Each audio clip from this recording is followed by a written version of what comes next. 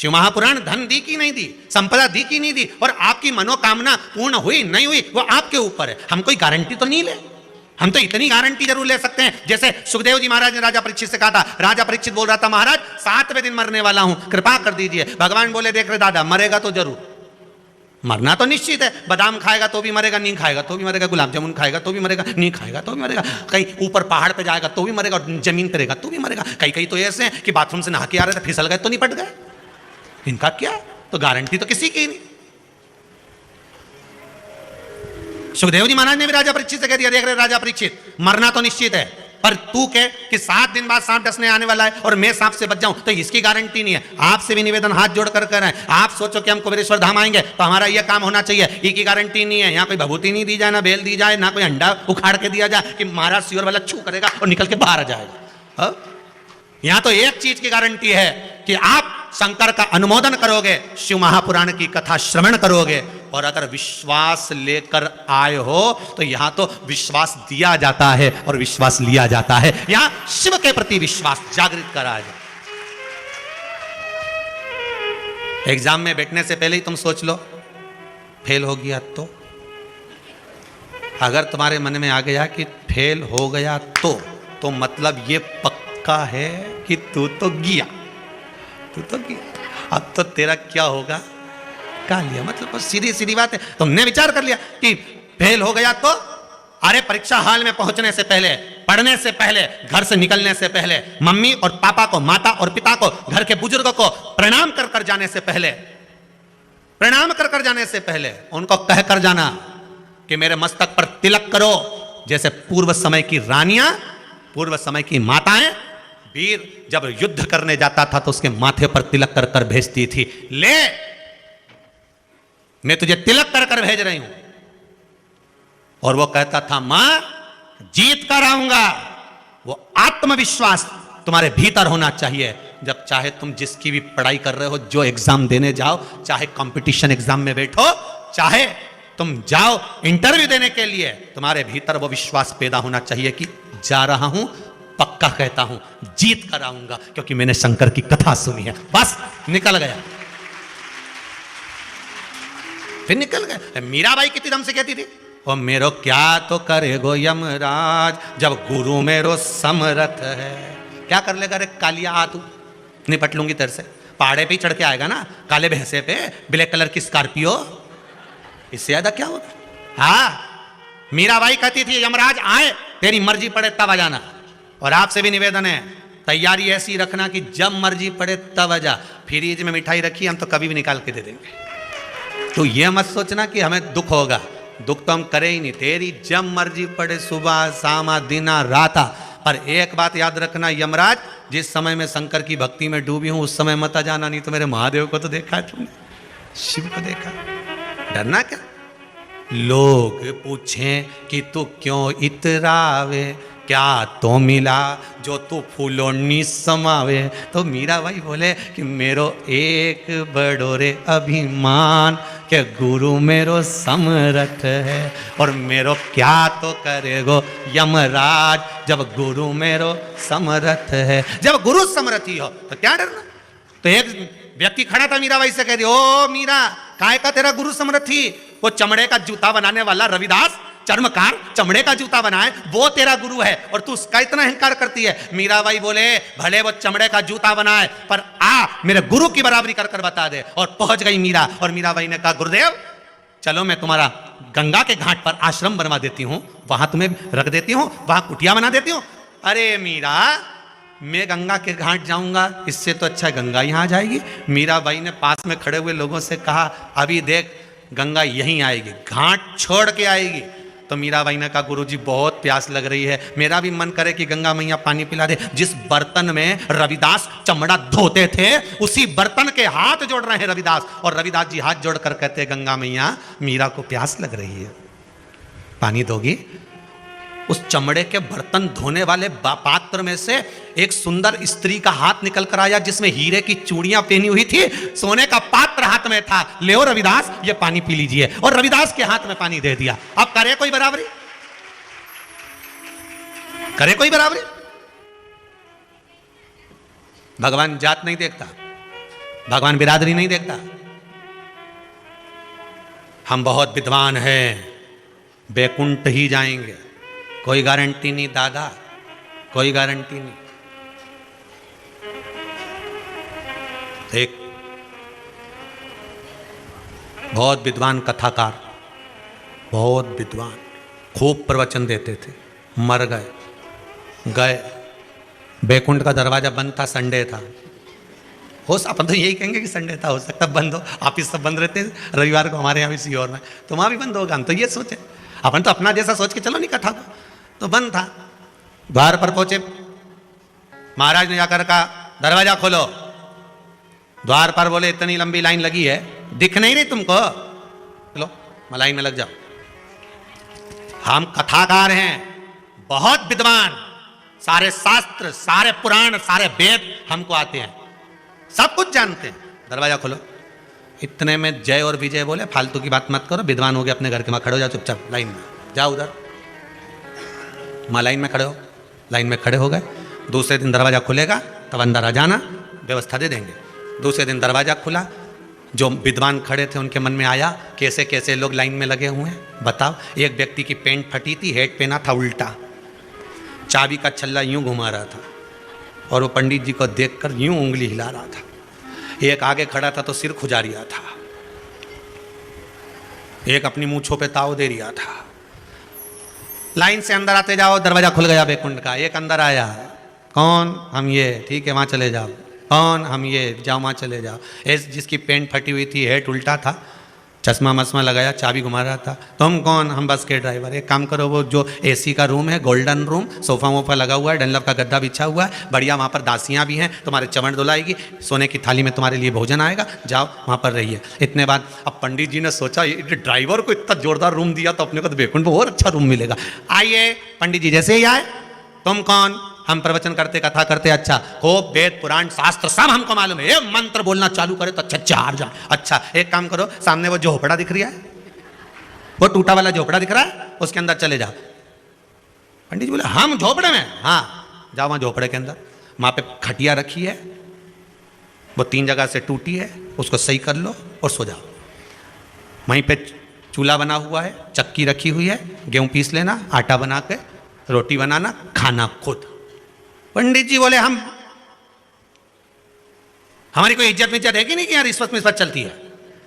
जय विजय बोले ये बैकुंठ है, यहाँ रिश्वत मिश्वत नहीं चलती। तो फिर बस के ड्राइवर को इतना अच्छा रूम, गोल्डन रूम, और हमें इतने बड़े शास्त्र पुराण वेद सब जाने, और हमको वो टूटा झोपड़ा।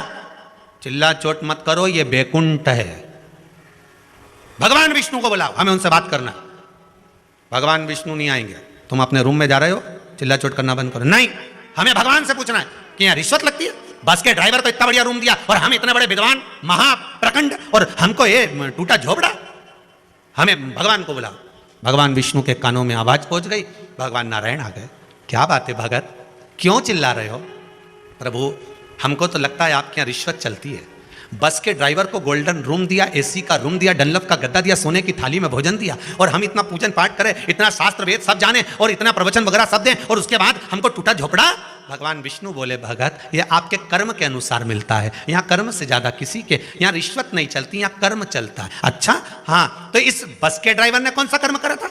जब उल्टी हेट लगा रहा है, फटा हुआ जीन्स पहन रहा है, चाबी का छल्ला हिलाकर मुझे अकड़ दिखा रहा है, तो इसने कौन सा पुण्य कर दिया? भगवान बोले भगत रुक जाओ, टीवी चालू करो। खटका दबाया रिमोट से, भगवान ने जो बस दिखाई, तो बस का ड्राइवर जब बस चला रहा था, इतनी तेज बस चल रही थी, जितने अंदर बैठे थे सारे की सारे राम राम सीताराम, जय हनुमान ज्ञान गुण सागर, जय कपिस्ती लोक उजागर, रामदूत अतुल बल अंजनी पुत्र पंच महावीर विक्रम बजरंगी कुमति। अब भगवान उसको पूरी टीवी में पूरा नाटक दिखा दिए, देख लीजिए महाराज जी। तो इससे क्या होता है? भगवान बोले बात इतनी सी है, जब जब यह बस चलाता था, इतनी तेज चलाता था, जितने अंदर बैठे रहते थे सब राम नाम जपना चालू कर देते थे, उसका पुण्य इसके खाते में जुड़ गया, उसका पुण्य इसके खाते में जुड़ गया, इसलिए इसको गोल्डन रूम मिल गया। तो हम भी तो इतनी कथा कहते थे। भगवान बोले टीवी चालू करो, चैनल चेंज करो। इन्हें चैनल चेंज करा, अब दिखाया। तो महाराज जी जब प्रवचन दे रहे थे तो भैया ने ऐसी बैठी बैठी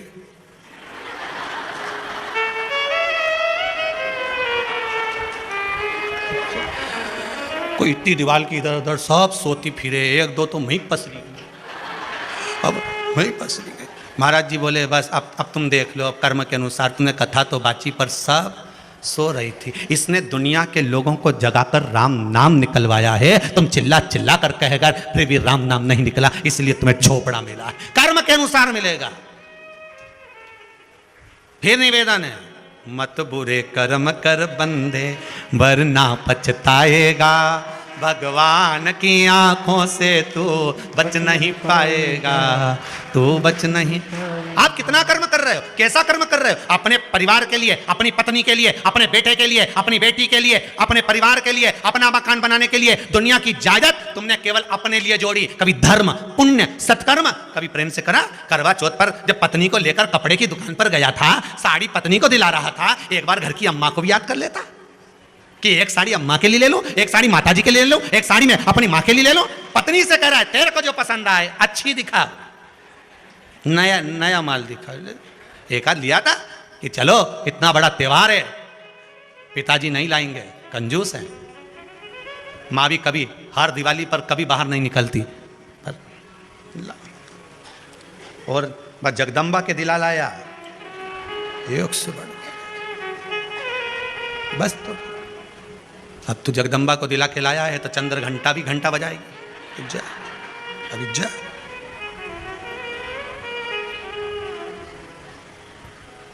कर्म के अनुसार मिलता है। कोई कोई व्रत कर रहे हैं, पूजन कर रहे हैं, अर्चन कर रहे हैं, अभिषेक भी कर रहे हैं, फिर भी दुख नहीं कट रहा। समझ लेना कर्म बड़ा विचित्र है।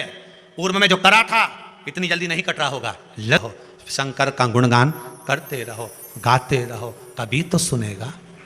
कानों में भनक जाएगी तो सरी।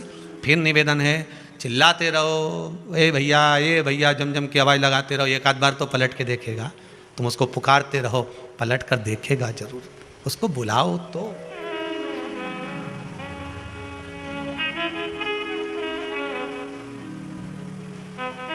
तुमने पुकारा ही नहीं उसको। थोड़ी देर, आदत है लोगों की, कई लोगों की आदत है।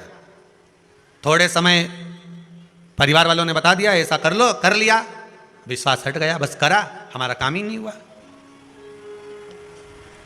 जब दवाई मिलती है कितने दिन की मिलती है? डॉक्टर कितने दिन की देता है? या तो 5 दिन की देगा या 7 दिन की देगा। बोलो सही है कि गलत है? तुम तो डॉक्टर से कहता नहीं साहब 1 दिन की दवाई दो और आज ही आराम लगना चाहिए, आज की आज आराम लगे। तो डॉक्टर भी क्या लग तो जाएगा, पर वो साइड इफेक्ट हो सकता है कि कुछ ना कुछ बाद में प्रॉब्लम हो जाए, उसकी गारंटी नहीं है। लग तो जाएगा, 1 दिन में आराम लग जाए तुम्हें, काहे की चिंता करो? चले जाओ किसी तांत्रिक के पास, चले जाओ किसी प्रपंची के पास, चले जाओ जहां ढोंग होता हो, 1 दिन में आराम। रेल में इतने बड़े कागज चिपके रहते हैं, हमारा वो महाराज के ये आता, तुमने पढ़ा होगा, बोलो तो सही। पहले अखबार में भी आए इतनी बड़ी क्लिपिंग बन के, तुम देखना अखबार में 2 मिनट में ने वो खोया हुआ ये मिल जाए, न खोया हुआ ये मिल जाए, न बसीकरण आए, न ये आए, मतलब 1 दिन में चमत्कार। तो भैया 1 दिन का मिल जाएगा, पर साइड इफेक्ट है। वो साइड इफेक्ट नहीं, तेरे को साइड में ले जाके पूरा धो देगा।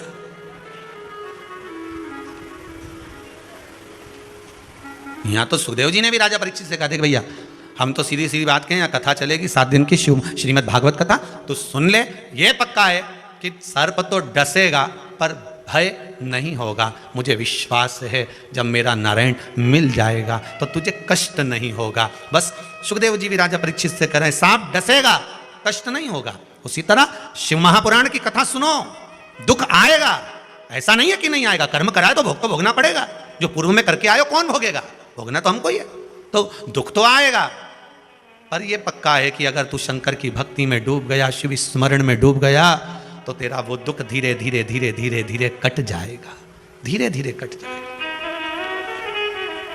आटे में रोटी बनाते समय थोड़ा नमक डाला जाता है स्वाद के लिए। जीवन में थोड़ा दुख दिया जाता है आपको संभलने के लिए। रोटी में स्वाद आएगा, नमक होगा तब।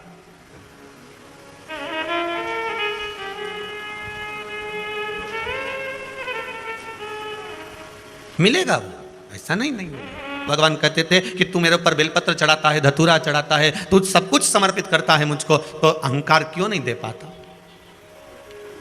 तू अपना अभिमान मुझे क्यों नहीं देता? और जिस दिन तूने अपना अभिमान मुझको दे दिया ना, जिस दिन तूने अपनी अभिमतता मुझे प्रदान कर दी ना, भगवान शिव कहते हैं उस दिन फिर तुझे कुछ देने के लिए मुझे कुछ कहूंगा ही नहीं कि तू मुझे बेलपत्री दे कि एक लोटा पानी दे। हम तो कहेंगे कुबेरेश्वर महादेव की इस धरा पर, कुबेरेश्वर महादेव की इस भूमि पर जब आप दरवाजे से प्रवेश करो, अभी तो खैर मंदिर बन रहा है, बाबा का धाम बन रहा है, पर जिस समय बाबा यहाँ पर विराजमान हो जाए और कुबेरेश्वर बाबा की इस धरा पर जब आप पाँव रखो, तो हमारा तो यही कहना रहेगा कि जैसे आपकी चप्पल बाहर रह जाए, जूता बाहर रह जाए, उसी तरह आपका अहंकार भी बाहर रहना चाहिए। हम कौन हैं, हमारी क्या प्रतिष्ठा है, हम किस गादी पर बैठे हैं, हमारा अहम क्या कह रहा है, वो नहीं होना चाहिए।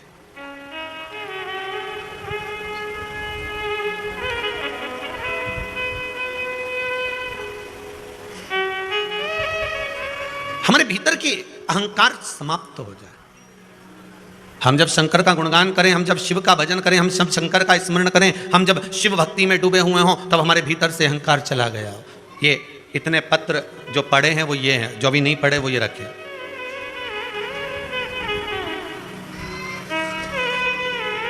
एक ग्वालियर मध्य प्रदेश से ये पत्र आया है।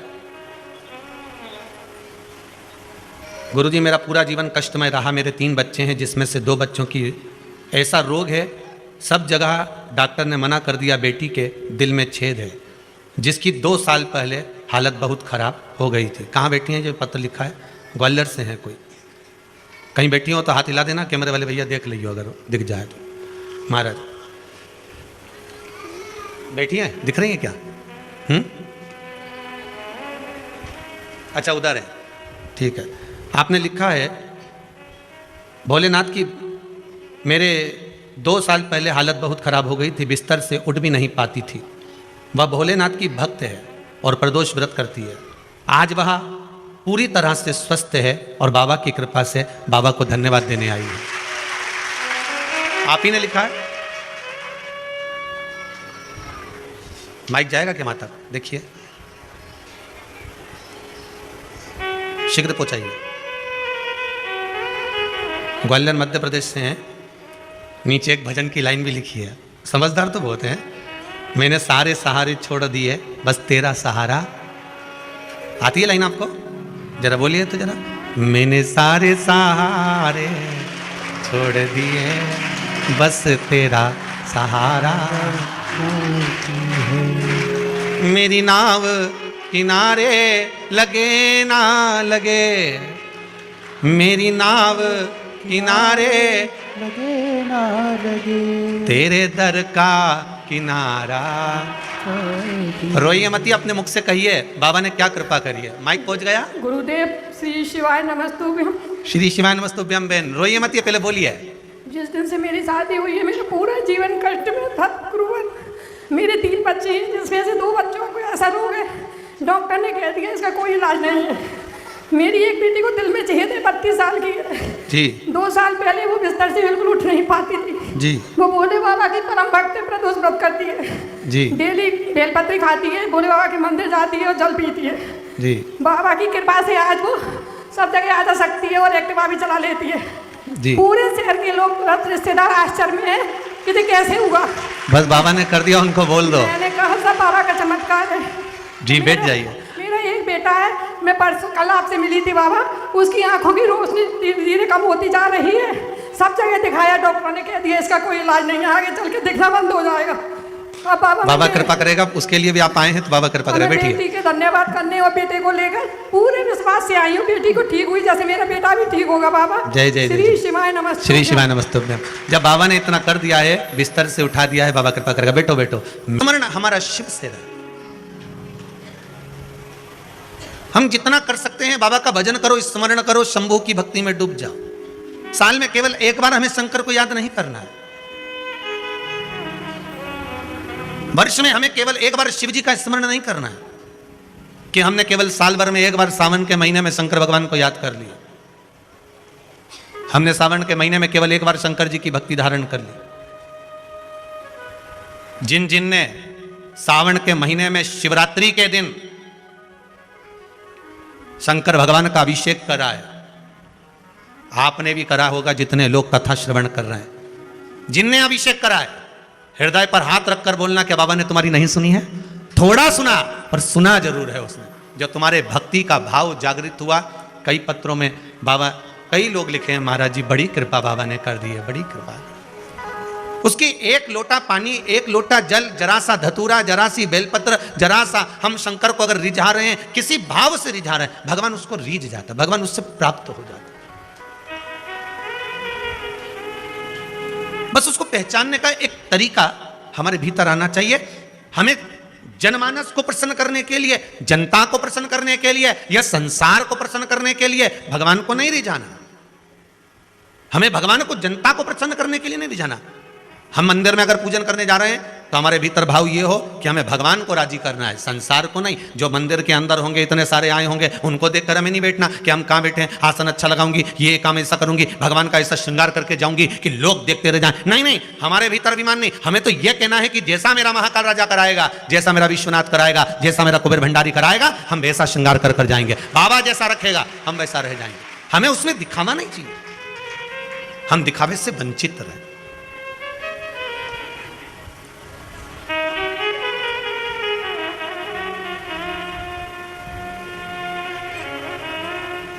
बहुत दूर हो जाओ दिखावे से, हमें नहीं आता।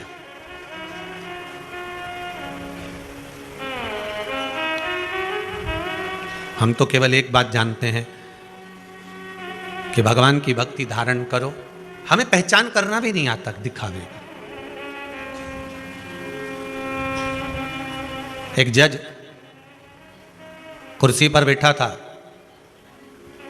दो मुजरिम कटघरे में खड़े थे। जज ने पहले मुजरिम से पूछा,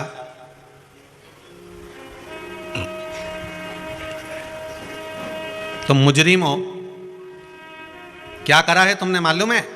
जी सर, मैं कंकर को तालाब में फेंक रहा था।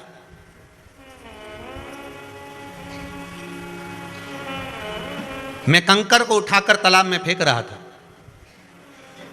जज ने दूसरे मुजरिम से पूछा, तुम क्या कर रहे थे? साहब, मैं कंकर को उठा के फेंकने में इसका हेल्प कर रहा था। कंकर को तालाब में फेंकने में मैं इसको सहयोग कर रहा था। जिसने केस लगाया था, जज ने उसको कटघरे में बुलाकर पूछा, ये तो कोई भारी केस है नहीं, ये कोई इल्जाम हो सकता है क्या कि तुम कंकर को तालाब में फेंक रहे थे? फिर तुमने केस क्यों लगाया? जज साहब, मेरा नाम ही कंकर है। जज साहब, मेरा नाम ही कंकर है, ये दोनों उठाकर मुझे तालाब में फेंक रहे थे। नहीं समझ पाए।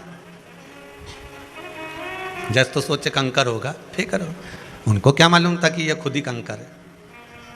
हम भी नहीं समझ पाते भगवान की धारणा। भगवान ने अगर हमारा एक काम नहीं करा ना, तो हम जगत में कह देते हैं हमने तो व्रत करा था, भगवान ने हमारी नहीं सुनी। हमने तो ये करा था, भगवान ने हमारी नहीं सुनी।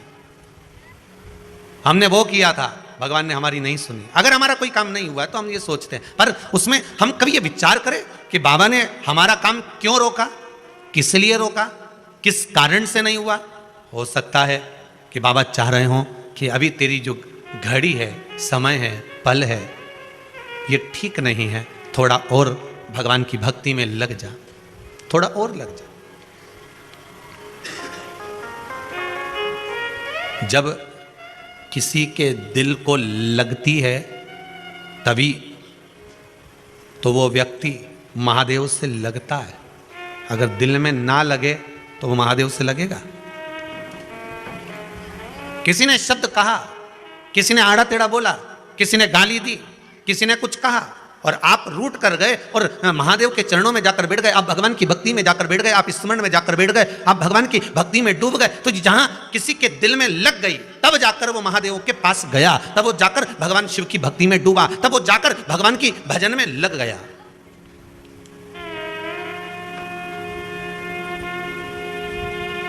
और अविरल भक्ति को धारण कर रहा है।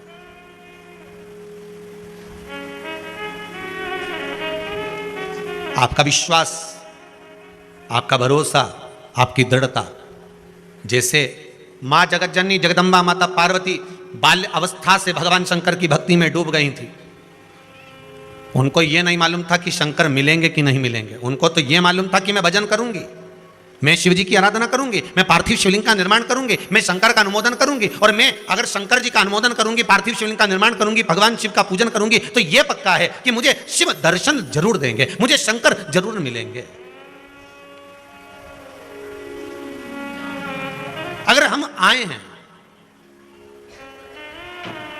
भगवान के भजन में, अगर डूबने के लिए आए हैं, तो क्यों ना मिलेगा साहब, क्यों ना मिलेगा।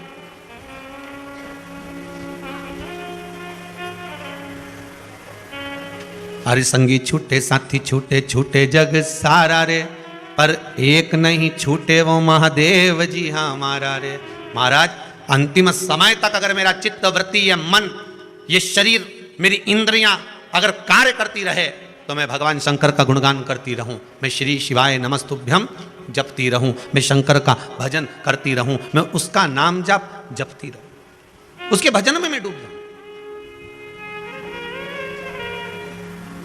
पार्वती मैया को मालूम नहीं था कि शंकर मिलेंगे कि नहीं मिलेंगे, पर इतना जरूर है कि अगर मैं शंकर की आराधना करूंगी, फिर वही वाली बात आ गई, एक जगह कुआं खोदे जाओ, खोदे जाओ, खोदे जाओ, खोदे जाओ, 10 जगह मत खोदना, एक जगह खोदे जाओ, पानी तो निकलेगा, भले थोड़ा निकले पर निकलेगा। मेहनत करोगे, परिश्रम करोगे, कर्म करोगे, तो जल तो निकलेगा। उसी तरह हारना नहीं, आगे बढ़कर, जैसे माता पार्वती पार्थिव शिवलिंग का निर्माण करती है, पूजन करती है, अर्चना करती है, आराधना करती है, भक्ति में डूबी रहती है, तो भगवान शिव मिले।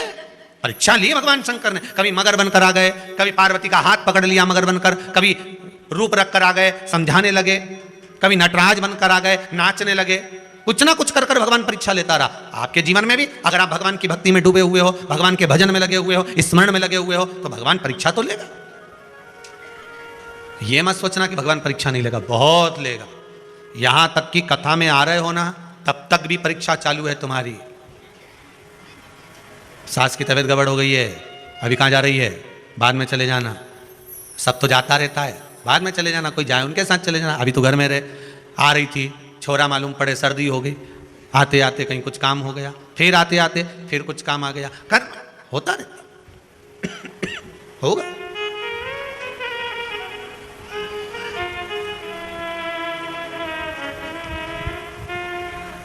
धोबी जब कपड़ों को धोने के लिए घाट पर ले जाता है ना, और मालूम है कपड़ा में साफ हो जाएगा, उससे पहले धोबी उस कपड़े को एक बड़ी सी टंकी में, एक बड़े से बर्तन में, साबुन में, उसको सर्फ में उसको गला देता, पड़े रहे, और बीच बीच में आकर उसको पछीटता भी है, वही भगोने में, वही बर्तन में, वही टंकी में। फिर देखता है कि इसमें साबुन कम है, सर्फ कम है, पाउडर कम है, फिर डाल देता है, और डालेगा और पछीटेगा, फिर आखिरी में लेकर घाट पर पहुंचा है। अब घाट पर पहुंचने से पहले उसने कहा कपड़ा नहीं साफ हो रहा, तो नीचे से भट्टी भी लगा दी कि थोड़ा सा पक जाएगा, हो सकता है थोड़ा अच्छा गर्म पानी हो जाएगा तो थोड़ा और अच्छा हो जाए। भट्टी लगाई, कपड़ा के हिलाता रहा, तपता रहा। इसके बाद फिर नदी पर लेकर गया, घाट पर लेकर गया, और जो धोना चालू करा, इसके बाद साबुन मल मल कर धोया, कपड़ा एकदम क्लीन हो गया। बस यही हमारा शास्त्र कहता है कि घाट पे आने से पहले भगवान खूब गलाएगा, साबुन सरफ डाल डाल के खूब हिलाएगा, खूब कष्ट मिलेगा। जब तक तुम भगवान की भक्ति के उस घाट तक नहीं पहुंच जाओगे, तब तक उसका काम है भगोने में गलाना, टंकी में गलाना, और पाउडर डाल डालकर उसको पछीटना।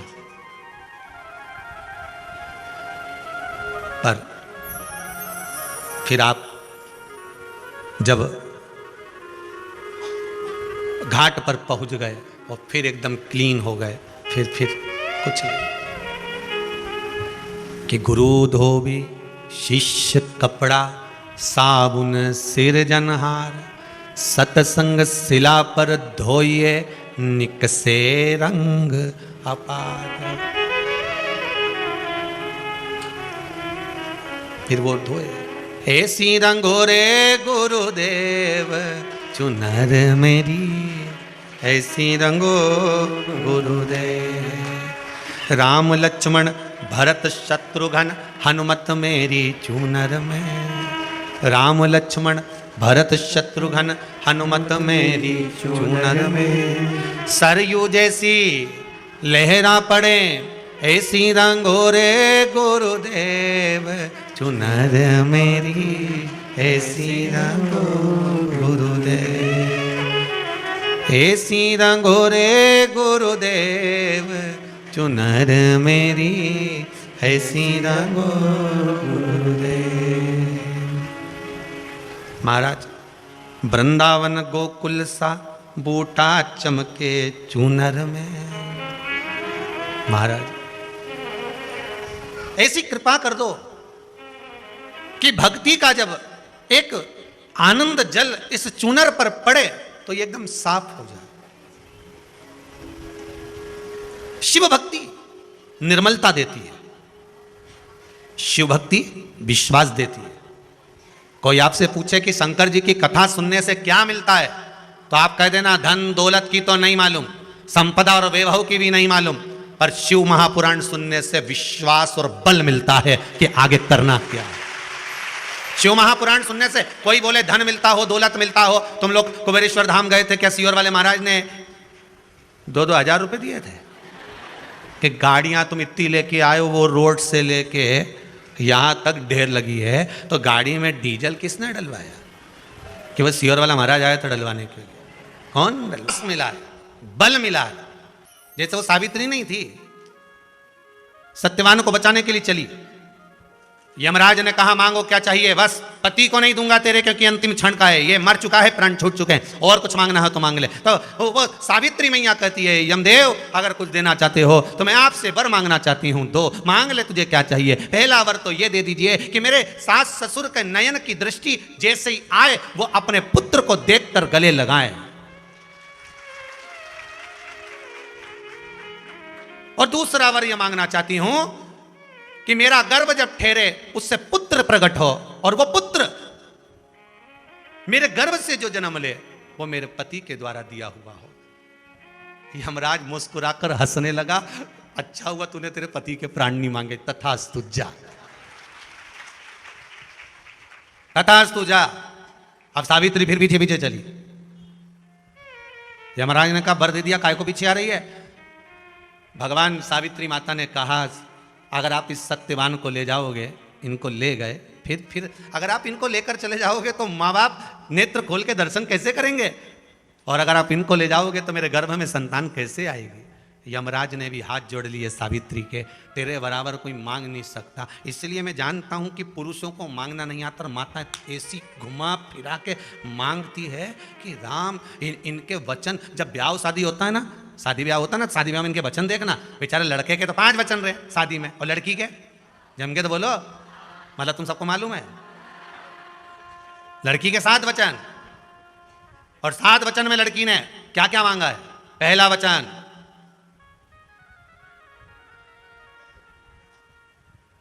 जो भी कमा कर लाओगे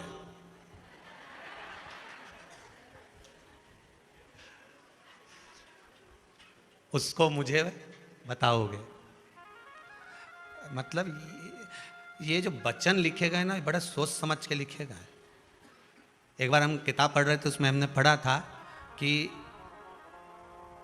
मच्छर कभी किसी व्यक्ति को नहीं काटता। कौन? जम के बोलिए। मच्छर कभी किसी व्यक्ति को नहीं काटता। मच्छर की जो पत्नी होती है मादा मच्छर,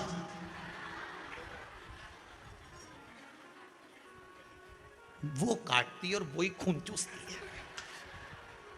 अच्छा तुम भी पढ़ लेना, किसी किताब में पढ़ना, चले नेट पे सर्च कर लेना कि मच्छर खून चूसता है, मच्छर काटता है क्या, तो कि मच्छर के बापड़े की इतनी हिम्मत ही नहीं कि काट ले, मच्छर में इतनी धमका के काटे। वो तो मादा मच्छर जो होती है ना, इसको मच्छर की वाइफ कह सकते हैं, मच्छर की पत्नी। मादा मच्छर जो होती है ना वो काट। अच्छा बेचारे ये 5 जो वचन पति ने मांगे, इसमें तो कुछ भी नहीं था, एकदम खाली खाली खा गए। परंतु जो माताओं ने मांगे थे ना 7 वचन, और तुम जो कमा के लाओगे मुझे बताओगे, पति बोला हो कोई बात नहीं, बता देंगे, अपने कहीं करना है, ठीक है। मेरे माता पिता का सम्मान करना, आओ। अब जब वो वचन में बोल रही है कि मेरे माँ बाप का सम्मान करना, तो 5 वचन में से 1 वचन पंडित जी से निवेदन है, कम कर कर तू भी बोल दे कि तू भी इसके माँ बाप का सम्मान करना। वचन तो वचन है नहीं। जब वो तुम्हारे माँ बाप का सम्मान करने को तैयार है, पापा मम्मी कहता फिर है, ये मेरे मम्मी पापा हैं, मेरी धर्म पत्नी के माता पिता, वो तुम्हारे माँ बाप का सम्मान कर रहा है, तो एक वचन लड़के की ओर से भी होना चाहिए कि मैं तुम्हारे माँ बाप का सम्मान करूंगा, पर मेरे माँ बाप का मान भी नहीं घटना चाहिए। सम्मान तुमको भी बराबर का करना पड़ेगा, आदर तुम्हें भी बराबर का करना पड़ेगा, सत्कार तुमको भी बराबर का करना पड़ेगा। मना नहीं करता हूं।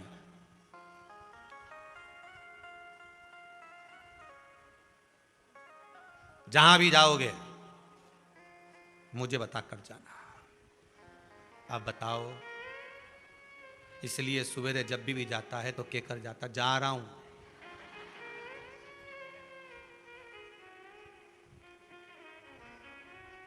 फिर अंदर से आवाज आती है, आते आते गिलकी लिया ना, अंदर से। जब भी फोन करा तो कुछ लाने के लिए करा। एक बार फोन कर कर नहीं बोला कि वो सीहोर वाले महाराज की कथा चल रही है, शिव पुराण 11 बजे चालू हो गई है, 2 बजे तक चलेगी, सुन लेना जरा अच्छे से। या फोन लगाकर ये नहीं बोला कि शाम को आओ ना, तो रास्ते में शंकर जी का मंदिर पड़ेगा, जरा 5 मिनट प्रणाम करते हुए आ जाना। क्यों, दूध की थैली की तो खूब बोली, गिलकी की बोल दी, पाउडर का डिब्बा लिया ना, ये सामान लिया ना, वो सामान लिया ना। अरे सुदामा जी की धर्मपत्नी हमेशा कहती थी अपने पति से, जाओ द्वारका धाम जाओ, द्वारकाधीश के पास जाओ। उसको कहते हैं धर्मपत्नी, जो कहती है, ज्ञान देती है, साथ में निवेदन भी करती है कि द्वारकाधीश के दरवाजे पर जाओ। और एक आज की है, सुबह से उठकर बस एक ही बात कहती है, जाओ दूध की थैली ले आओ, बस जाओ सामान ले आओ। ये पर कभी नहीं कहती कि मंदिर जाओ, कभी नहीं कहती। अच्छा, कई माताएं कहती है वो जाएगा ही नहीं, तो नहीं जाए, ढाल तो बनाना पड़ेगा नहीं छत का, तब तो पानी इसके पाइप में जाएगा, तुम ढाल तो बनाओ।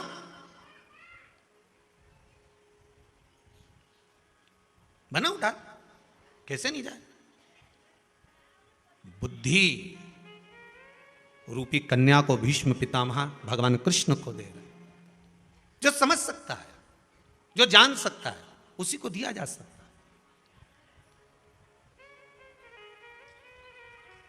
जो शिव महापुराण से लगन लगा लिए आपने, शंकर की कथा से लगन लगा लिया आपने, भगवान शिव की भक्ति में अगर आप डूब गए हो, दुनिया के लोग भले आपको ढोंगी समझे, प्रपंची समझे, कामी समझे, दुनिया के लोग आपको प्रपंच वाला समझे, वो दुनिया की दृष्टि होगी, पर आपकी दृष्टि में आप श्रेष्ठ बनी है। आपकी दृष्टि में आप भगवान के भजन करते रहिए, आपको मतलब ही नहीं संसार से।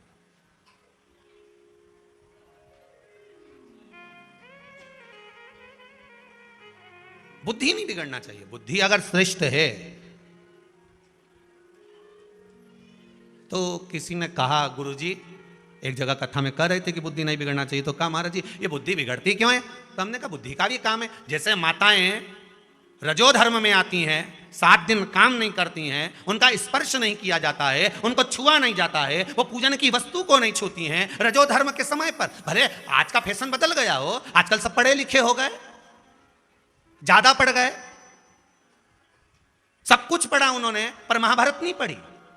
अगर एक बार महाभारत पढ़ लेते और पढ़ा हुआ वेद व्यास जी का संबोधन पढ़ लेते कि केवल द्रौपदी रजस्वला धर्म में थी, और द्रौपदी रजस्वला धर्म में थी, और वो गया दुशासन और द्रौपदी का केश पकड़ कर लेकर आया। 3 दिन का रजोधर्म था, द्रौपदी का केश पकड़ कर लाया। उसी समय पर वेद व्यास जी ने महाभारत में लिख दिया कि रजस्वला नारी का स्पर्श करा है, अब पूरा कौरव वंश मिट जाएगा। केवल स्पर्श कर लेने पर कौरव वंश नष्ट हो गया रजोधर्म के भीतर। अब जो समझदार थे तो सास उन भी कह देती है, पुराने पुराने घर में बूढ़ी बूढ़ी माताएं कह देती है, कम से कम 7 दिन का नहीं मानो तो 5 दिन का तो मानो रे, मत छुओ वस्तु को, मत जा रसोई घर के अंदर, मत स्पर्श कर। पर माने तो हम तो पढ़े लिखे, डेंटिंग कौन सुने तुम्हारी?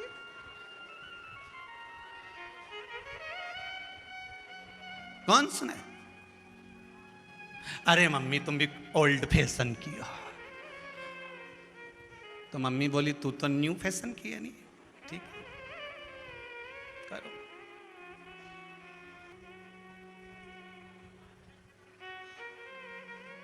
तो कहा गुरुजी ये बुद्धि भी बेकार हो जाती है, क्यों नहीं होती?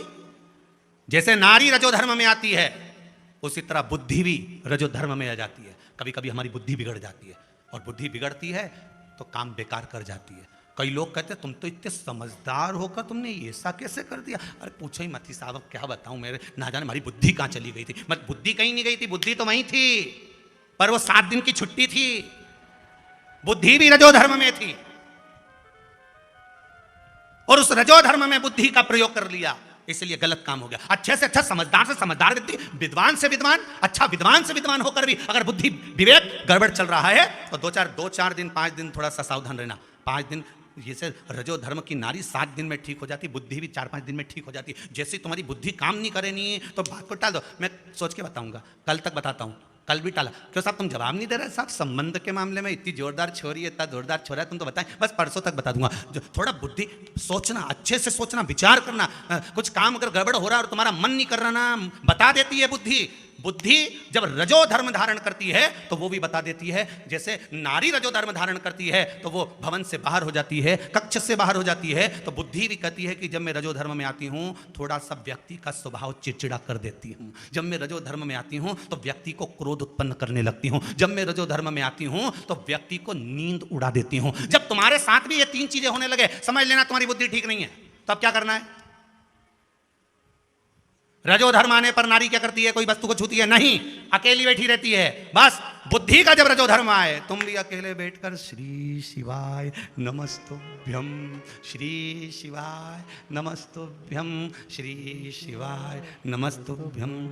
फिर किसी का फोन आए, सब जवाब नहीं दे रहा, बस कल मैं विचार कर लूँ साहब, फिर बताता हूँ। फिर कल फिर फोन आएगा। मतलब जो बुद्धि गलत काम करवाने वाली रहती है ना, तो वो जान कर करके उपत उपत के बात आती है, ले कर ले ऐसा, ले कर ले वैसा। अरे 5 लाख का काम है, इसमें कमाई है, सिग्नेचर तो कर। बस बुद्धि गड़बड़ चले नहीं, मन गंवारा नहीं करे, चिड़चिड़ हो रहा हो, क्रोध आ रहा हो, और ये विचार कर लो, सौदा टल जाएगा। इतना जोरदार सौदा नहीं मिलेगा, बस 2 दिन और रुक जा, बताता हूँ। बताने में 5 दिन निकाल दे। फिर ठंडे दिमाग में जब मन में बहुत प्रसन्नता हो, अच्छा लगने लगे, समझ लेना कि बुद्धि ठीक हो गई है, तब निर्णय पर पहुंचना, रिजल्ट सही आ जाएगा, सामने प्रस्तुत हो जाएगा। बुद्धि को जब क्रोध आए, जब चिड़चिड़ प्रवृत्ति आ जाए, तब समझ लेना कि बुद्धि काम नहीं कर रही, मतलब ये रजोधर्म से हो गई। अब हमें इसको थोड़ी देर के लिए एकांत छोड़ना है, छोड़ दो और उसको भजन करने। इस बुद्धि को जितना भजन में लगाओगे ना उतनी। देखो बुद्धि बिगड़ी किस किस की बिगड़ी? बुद्धि बिगड़ी किसकी? भीष्म पितामह ने दुर्योधन के घर का अन्न खाया, जैसा खाया अन्न वैसा हो गया मन। बलराम जी ने दुर्योधन के घर का अन्न खाया, और वह अन्न का असर कहां दिखा? श्री बलराम जी के पास में सूचना आई कि नैमिषारण्य में 88,000 ऋषियों के साथ में श्री सूत जी महाराज कथा कह रहे हैं, और बलराम जी उस कथा में पहुंच गए। बलराम जी उस कथा में पहुंच गए, और बलराम जी जब कथा में पहुंचे, पहुंचने के बाद बलराम जी तो बस और देखे ना पूर, और सीधे सूत जी के पास में जाके जोत झड़ा, और कथा वाचने वाले सूत जी कोई हाहाकार मच गया चारों तरफ। 88,000 ऋषि उठकर खड़े हो गए। ये क्या कर दिया? कथा वाचने वाले श्री सूत जी महाराज का पद, श्री सूत जी महाराज का ये हाल। 88,000 ऋषि उठ के खड़े हो गए, पूरा ब्रह्मांड हिल गया, हाहाकार हो गया, पूरा नैमिषारण्य हिल गया। ये क्या कर दिया बलराम जी ने? इतने समझदार होकर, शेष जी के अवतार होकर, भगवान होकर ये क्या कर गए? आखिर हुआ कैसे? बलराम जी से पूछा आपने ऐसा क्यों करा? तो कि मैं आया तो सम्मान क्यों नहीं करा, मुझे माला क्यों नहीं पहनाई, स्थान क्यों नहीं दिया बैठने का, ये खुद बैठा रहा गादी पे, उठा क्यों नहीं? ऋषियों ने कहा ये व्यासपीठ पे बैठे थे सूत जी महाराज। व्यासपीठ कोई साधारण होती है? अच्छे अच्छे मंत्री संतरी, जितने भी मिनिस्टर आदि जितनी भी पीठ पर बैठते हैं, चाहे बड़े से बड़े मंडलेश्वर हों, चाहे बड़े से बड़े आचार्य हों, वो भी हर पीठ से सबसे बड़ी पीठ होती है व्यासपीठ। सारी पीठें नीचे, पर व्यासपीठ ऊंची है। सूत जी महाराज जहां बैठे थे वो व्यासपीठ थी, उसका आदर करा उनने, नहीं उठे। एक बार बैठने के बाद व्यासपीठ से तभी उठा जाता है जब आरती पूजन स्मरण पूर्ण हो जाए। वो तो आजकल लोगों का फैशन हो गया कि व्यासपीठ पर कथा भाजते भाजते नीचे उतर के नाचने लगे, तो बात दूसरी है। आजकल का फैशन हो गया कि कथा वाचते वाचते व्यासपीठ पे खड़े होकर नाचने लगे, वो बात दूसरी है। पर व्यासपीठ की मर्यादा 88,000 ऋषि नैमिषारण्य तीर्थ में बता रहे हैं कि व्यासपीठ की मर्यादा किसको कहते हैं कि व्यासपीठ पर बैठ गए एक बार तो चाहे अच्छे से अच्छा मंत्री, संतरी, कलेक्टर कोई भी आए वो पास में आए, पर व्यासपीठ से उठकर आप खड़े नहीं हो सकते जब तक कि कथा की पूर्णता नहीं हो जाए। इसलिए सूत जी नहीं उठे। बलराम जी को क्रोध आया और उन्होंने उनको, सारे ऋषियों ने कहा तुमने ये गलत कर दिया, गलत कर दिया, गलत कर दिया। सूत जी की गादी पर दूसरे को बिठा दिया, पर गलत तो गलत मान्य होगा। बलराम जी का जब क्रोध समाप्त हो गया तब एक ऋषि वर ने उनके पास जाकर पूछा, ईमानदारी से बोलना बलराम जी, जब तुम नैमिषारण्य आ रहे थे तो किसके घर का भोजन कर कर आ रहे थे? बलराम जी ने कहा मैं मेरे दोस्त के घर गया था। कौन दोस्त, कौन मित्र? तो कहा मेरा दोस्त एक ही है, वो है दुर्योधन। किसके यहां? दुर्योधन।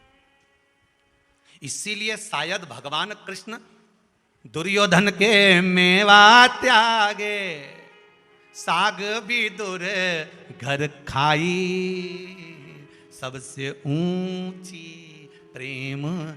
इसलिए मेरा ठाकुर, इसलिए मेरा कन्हैया वहां नहीं गया। भले 56 भोग बनाए थे, पर किस काम के? अगर बुद्धि बदल गई तो इससे तो छिलका खा लो दादा।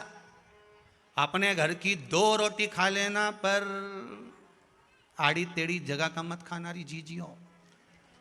बड़े सोच के जाना, किसी की शादी ब्याह में भी जाऊं नहीं तो 50 बार विचार करके जाना, ये बेहरू कैसा है, किस तरह से कमाया, इसने कहीं गलत करके तो नहीं कमा लिया, इसके पास जो धन आया वो गलत तो नहीं है, उसके घर का मैं खाऊंगी, उसके ऐसी बुद्धि तो नहीं आ जाएगी। बड़ा सोचना पड़ेगा। बलराम जी महाराज दुर्योधन के घर से गए थे, भोजन कर गए थे, इतना चिड़चिड़ प्रवृत्ति हो गई, इतना क्रोध आ गया, जरा सा अहंकार सम्मुख में प्रकट हो गया और सब नष्ट हो गया। अन्न का असर बहुत जल्दी होता। भोजन तो आप जब कुबेरेश्वर आएंगे ना तो पूरे मेन रोड पे, ये कुबेरेश्वर धाम तो थोड़ा सा अंदर है, पर मेन रोड पर पूरे इंदौर भोपाल रोड पे तो ढेर सारा ढाबा पड़ा है, होटल पड़ी, तुम खूब खाओ, कौन मना करे।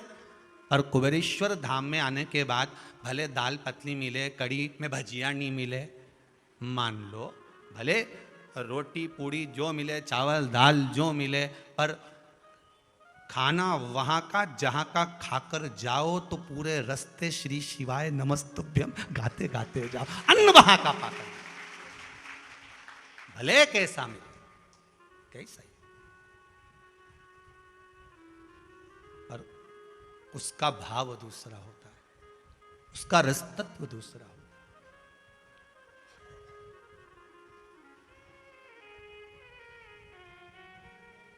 महाराज एक गिरिराज बाबा के एक भजन में एक लाइन आती है बड़ी सुंदर,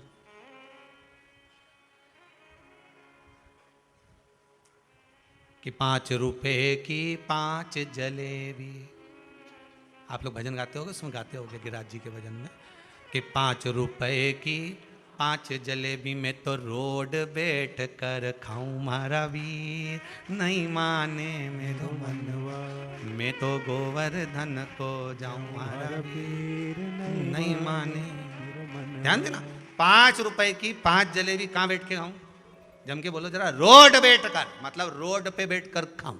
तो कहीं इसके कुर्सी नहीं मिली या कहीं दूसरा होटला नहीं मिला, और रोड बैठ कर मतलब रोड पर क्यों? क्योंकि इस रोड की रज में मेरे गोवर्धन नाथ जी के चरणारविंद की रज भरी पड़ी होगी। जब मैं बैठ कर खाऊंगी, जलेबी चाशनी की है, हवा लगेगी, उसमें से रज उड़ेगी, जलेबी में चिपकेगी, वो मेरे भीतर जाएगी और मेरा कल्याण कर जाएगी। जब एक रज का टुकड़ा ब्रजवासियों का कल्याण कर सकता है तो मेरा क्यों नहीं कर सकता?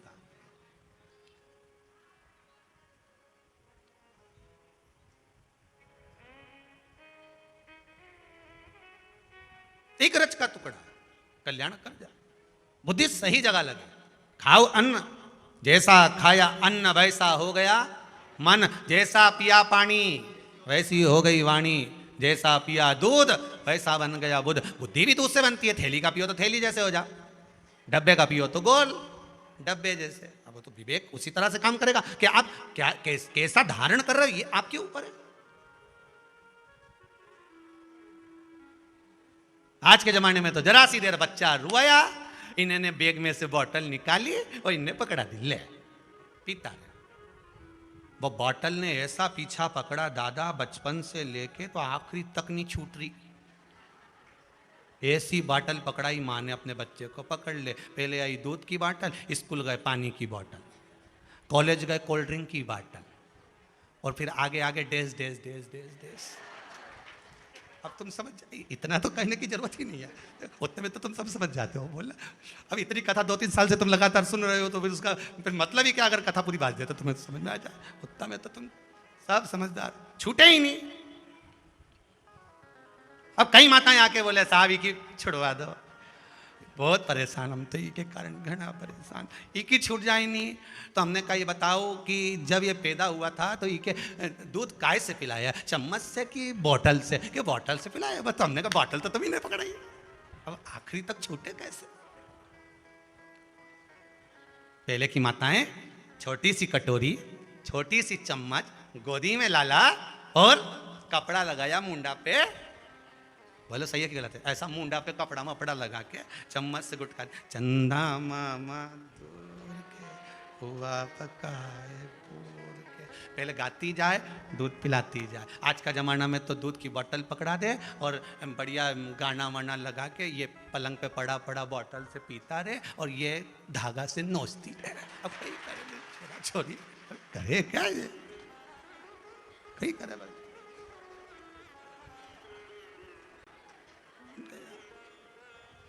सोचिए अब के हमारा बच्चा कर, अब छुड़वाई दो गुरुजी, अब गुरुजी कहीं करे, तू ये के छोटा कर दे मैं छुड़वा दूं।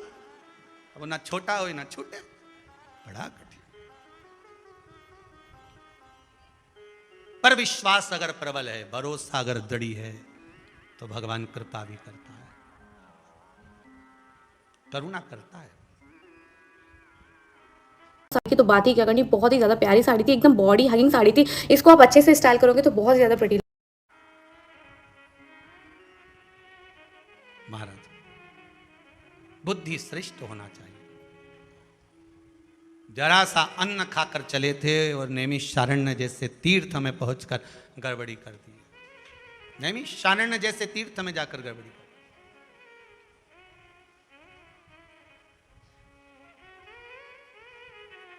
मैंने दुर्योधन के घर का अन्न खाया है। भगवान कृष्ण ने कई बार समझाया था दाऊजी महाराज को, बलराम जी को कई बार कहा दोस्ती अच्छों से करो, ऐसों से दोस्ती कर कर क्या करोगे। आपसे भी निवेदन है 50 बार विचार करना मित्र बनाने से पहले, 50 बार विचार करना मित्र बनाने से पहले। दोस्ती किसके साथ कर रहे हो, किसकी संगत में बैठ रहे हो, किसके साथ रह रहे हो, 50 बार विचार करिए। दाऊ जी महाराज बोलते थे कन्हैया तू छोटा है, तू नहीं जानता। भगवान कृष्ण कहते थे दाऊ दादा मैं सब जानता हूं कि ये बलराम जी, मैं सब जानता हूं कि ये दुर्योधन किस क्वालिटी का है, इसका व्यवहार क्या है। अरे कन्हैया तो अभी मेरे साथ गया नहीं है, एक बार दुर्योधन के यहाँ चल तो सही, मेरी राज सत्ता देखना, जैसे ही जाऊं ने सामने दासियां चवण डुलाए, सिंहासन खाली हो जाए और मेरे पांव दबाए दुर्योधन। तूने देखा क्या है, 100 की 100 भाई मेरे आगे पीछे घूमे। हो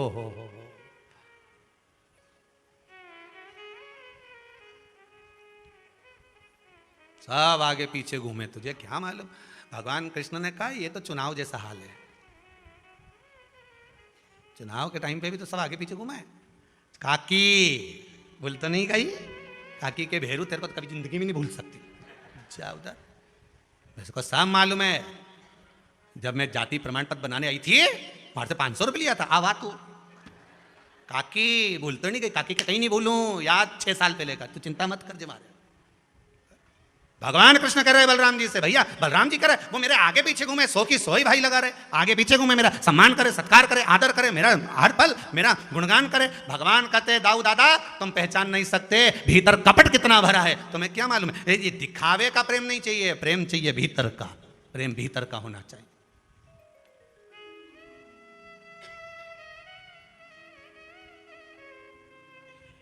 अब दिखावा तो सभी दूर होता है, छोरा छोरी का शादी करो जब कितना दिखावा हो साहब। हमारी छोरी जैसी कहीं छोरी नहीं होगी राम जी, इतनी जोरदार, सब पढ़ाई वढ़ाई करी इसने, रोटी वोटी बनाना आती, बना भी लेती खा भी लेती। बहुत जोरदार। सिलाई कढ़ाई आती है? हाँ, सास का मुंह सिलना तो आता है। इतनी जोरदार छोरी कहीं मिलेगी। गाड़ी वाड़ी चलाना आती? हाँ आती तो है, पर गाड़ी लेके चली जाती है, ऐसी ठोक के आती तो थाना भी मिलती, किसी में कहीं नहीं मिलती। इतनी जोरदार छोरी। परिवार अब कोई ये तो नहीं कहेगा कि ये गड़बड़ है, कौन कहे?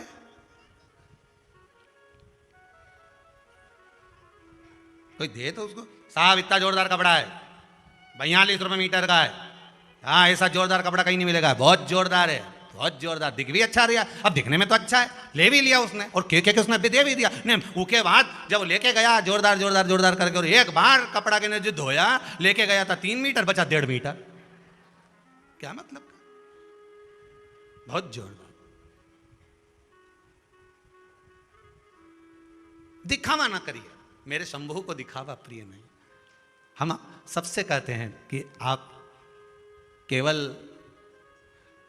आस्था चैनल पर या अरिहंत चैनल पर ये कुबेरेश्वर महादेव के इस पावन मंदिर का ये मत सोचना कि महाराज एडवर्टाइज कर रहे हैं। आप तो दिखावा तो है ही नहीं। आओगे, जैसा दिख रहा है टीवी में वैसे ही नजर आने वाला है, जैसे हो वैसे ही दिखेगा। पहले भी कहा कि बन रहा है, बना नहीं है। मंदिर में शंकर जी नहीं है तो नहीं है, कंकड़ में शंकर है, ये पक्का है, और ये विश्वास आपका है, ये पक्का। क्या व्यवस्था?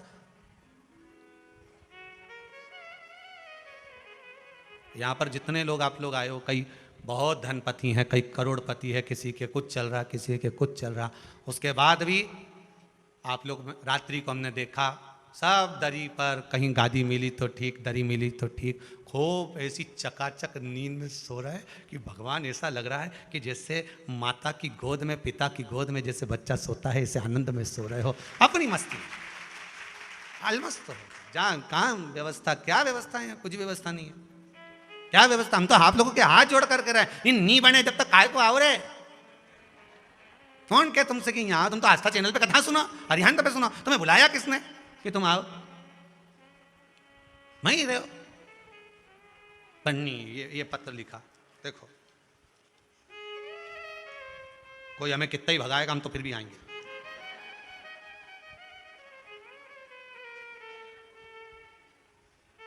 एक दिल्ली से रेणु गुप्ता ने पत्र लिखा है। कहीं बैठी है रेणु गुप्ता, दिल्ली वाली? तो कहाँ बैठी हैं आप? ही हैं? माइक को चाहिए।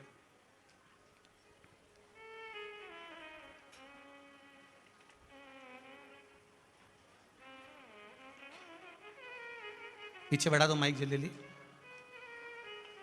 रेणु जी गुप्ता दिल्ली से आई हैं। इन्होंने लिखा है, गुरुजी रुद्राक्ष महोत्सव में आई थी मैं, बाबा ने इतना दे दिया मेरे को, पशु प्रति व्रत का भी स्मरण किया। श्री शिवाय नमस्तुभ्यं। श्री शिवाय नमस्तुभ्यं। गुरुजी मैं रुद्राक्ष महोत्सव में आई थी। कहाँ से आए हैं आप? दिल्ली से आई हूँ। दिल्ली से आए। मेरे को बाबा ने बहुत मेरे छोटे छोटे काम कर दिए। बाबा ने कर दिए? बाबा ने काम? 3 साल से मेरा बेटा मेरे से नहीं बोलता था, घर का खर्चा भी नहीं देता था। मैंने पशुपतिनाथ का व्रत करा, दूसरे व्रत ने दरवाजे में आके करा, अब खर्चा भी देता है। बधाई बहुत बहुत बाबा की। कम से कम मैंने 700 बंदे जोड़े हैं अपनी साथ में। 700 बंदे जोड़े हैं मैंने आपके उसमें। जी जी। हर कोई आपकी कथा का दीवाना हो गया। जिसको भी मैंने पशुपति व्रत बताया ना, उसके पहले व्रत में काम हो गया। बाबा की कृपा है, बहुत बहुत साधु बात है। बैठिए आप लोग। जय हो। श्री शिवाय नमस्तुभ्यं। यही बाबा की कृपा, आपका भाव, आपकी निर्मलता, जिस भाव से आप बाबा को नमन करने के लिए आए हो। हम तो सबसे कहेंगे, यहाँ पर शंकर भगवान मंदिर में नहीं बैठे, आप सबका सहयोग जो मिल रहा है, बस ये जरूर है कि मंदिर शीघ्र से शीघ्र बने और बाबा जल्दी से जल्दी बैठे। हम तो बाबा से यही निवेदन कर सकते हैं। पर जिस विश्वास को लेकर, जिस आस को लेकर आप पहुँचे हो, इतना विश्वास तो मुझे मेरे कुबेर भंडारी पर है कि इस भूमि से कोई खाली नहीं गया। 3 महीने में वापिस आया। आना तो पड़ेगा। आप आए हो ना, भले मांगा नहीं मांगा, वो अपनी जगह पर, आप कुछ नहीं भी मांगोगे ना तो भी 3 महीने में वापिस आना पड़ेगा। भले पड़ोसन जा रही होगी तो उसके साथ आ जाओगे, पर आना तो पड़ेगा। वो 3 महीने में बुला ही लेता है। ना कोई बेल है, ना कोई भभूति है। और हम भी कहीं आपसे कोई बात नहीं करते, आपने देखा होगा। अगर मिलने भी आते हो 5 बजे तो एक ही बात करते हैं, श्री शिवाय नमस्तुभ्यम। बस आपसे बात कर कर श्री शिवाय नमस्तुभ्यम हो जाए, मतलब हाजिरी लग गई। अपने अपने घर जाते जाओ, आनंद करते जाओ, भगवान का भजन करते जाओ, हो गया बाबा का नाम। और आपसे एक ही निवेदन है, पूरी कुबेरेश्वर बाबा की धम भूमि पर कहीं पर भी एकांत में बैठकर आप भगवान का नाम लेना, श्री शिवाय नमस्तुभ्यम का जाप करना। एकांत में बैठकर बाबा से बात कर कर जरूर जाना। भले वो भूमि पर नहीं दिख रहा होगा, पर इतना विश्वास जरूर है कि हर जगह वो आपको नजर आएगा, हर जगह। ये एक पत्र में लिखा, एक बहन ने कहीं से आई होंगी,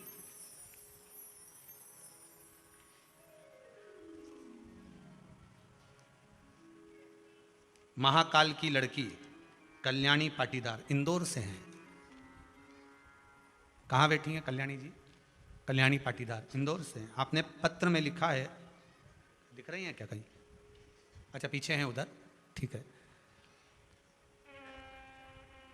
24 दिसंबर 2020 को पहली बार कथा सुनी थी आपने। जीवन में कभी किसी की नहीं सुनी, पर शिव महापुराण की कथा जो मिली है वो श्रवण करी। 5 पशुपति व्रत करे। अच्छा आप ही हैं? एक बार हाथ हिला दो जरा। बहुत बहुत साधुवाद है, आपका पत्र बड़ा सुंदर आपने लिखा है, बहुत बहुत साधुवाद। आपने लिखा है 5 पशुपति व्रत में मेरा दूसरा ही सोमवार था और बाबा ने ऐसी कृपा कर दी कि मैं उनको जिंदगी भर नहीं भूल सकती हूँ। पत्र छोटा पड़ जाएगा लिखने में, पर उनकी करुणा छोटी नहीं पड़ेगी। महाराज आपने भजनों की लाइन भी लिखी है, तूने इतना दिया रे भोलेनाथ के गम सारे भूल गई। बाबा की बड़ी कृपा है, करुणा है।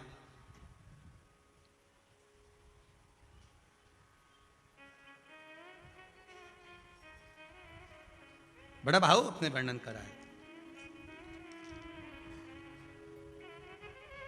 गुरुदेव मैं इतनी खुश हूं कि बता नहीं सकती। श्री शिवाय नमस्तुभ्यम। बहुत बहुत साधुवाद।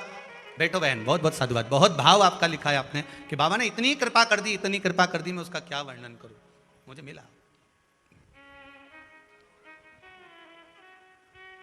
बस वही भाव रखते। तुम्हारे मन में आ गया कि मुझे भगवान की कथा में, शिव कथा में, शंकर के अनुमोदन में, शिव महापुराण में जाना है, मन में आ गया, वो दे दिया, वो प्राप्त हो गया।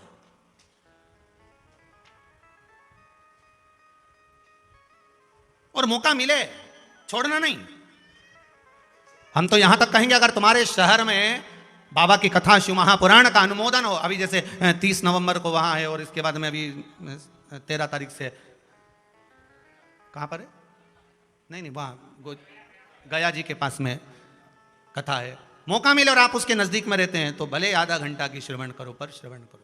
इंदौर में 30 नवंबर से कथा हो, हम तो इंदौर के लोगों से भी कहेंगे जितना समय मिले श्रवण करने, उसकी हाजिरी लगाने के लिए उसके पंडाल में जरूर पहुंचो, भले थोड़ी देर जाओ और जाकर हाजिरी जरूर दो, उसके दरवाजे पर पहुंचो, श्रवण करो, भक्ति का स्मरण करो। और हाँ, ज्यादा चीजें लेकर नहीं पहुंचना, क्योंकि हमको उसके दरवाजे से लाना है।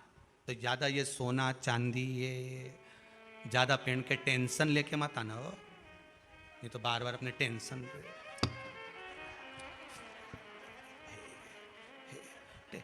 लेके मैंने कथा मता नहीं सुनना हो।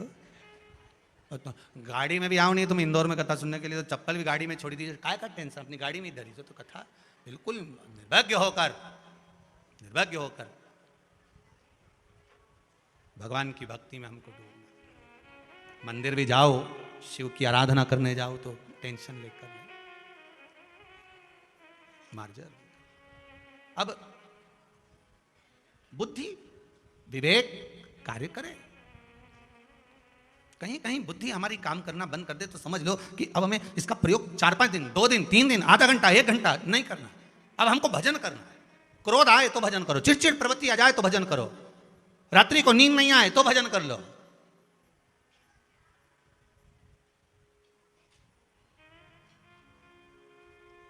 पर घर वालों को बता के करना कि रात को मेरे को नींद नहीं आ रही तो भजन कर रही हो, इसमें भी गड़बड़ी हो जाती है। एक बार हमने कह दिया रात्रि को नींद नहीं आ तो भजन करो, अब एक अम्मा बेचारी बाल खोल के बैठ गई।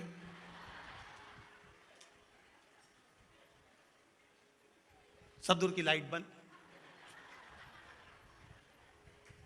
अब हमने ये नहीं किया, हम तो ये बोले थे कि भजन करो, हमने ये थोड़ी ना किया था कि हाल में जाके बैठ जा। अब वो तो सब दूर की लाइट बंद, कमरे में से दरवाजा मरवाजा खोल के हाल में सोफे पे बैठ गई, भजन कर रहे। अब कोई उठा होगा रात के बेचारा,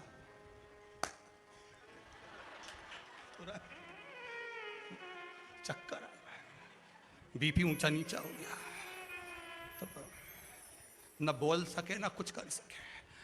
सवेरे अम्मा तो सो गई, ये जग गया, ऐसा आंख खोल के पड़ा।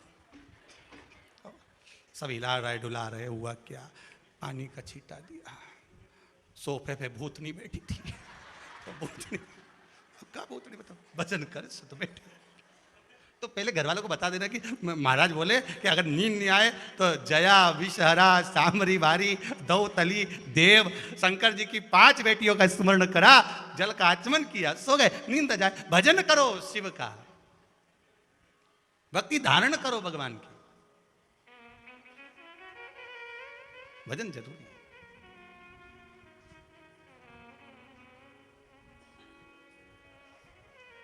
तूने ऐसा डमरू बजाया, तूने ऐसा डमरू बजाया, मेरा मन हर लिया, ओ भोलेनाथ मेरा मन हर लिया, ओ भोलेनाथ दिल तुझको दिया, ओ भोलेनाथ दिल तुझको दिया, ओ भोलेनाथ मेरे ओ भोलेनाथ, ओ भोलेनाथ।